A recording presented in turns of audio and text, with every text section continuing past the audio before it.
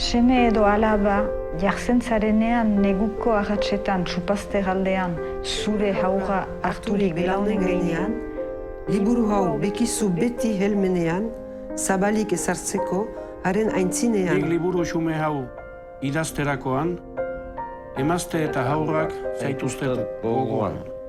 Eskaintzen dira zuet maitasun osoan, bainan bizi naizeno, tani hilo ondoan, une lekua bedi supazter xokoan. Eta hori agala da. Hau hartu da berak ala eskatu zolako, hau xameniako sukalde xokoan dagoela, eta hori berak hemen idatzitako gauza da, eta guk hori errespetatu beti. Odolare mintzua beti sukaldean egoiten da.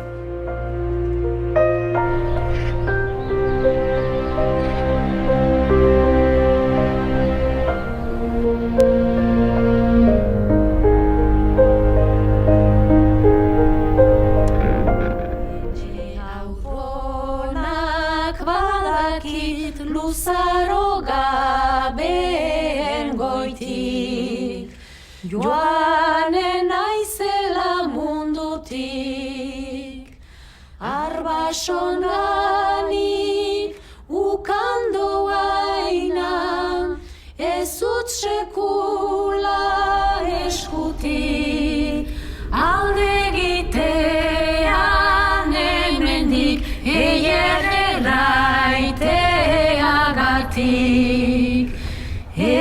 etxean dago xutik.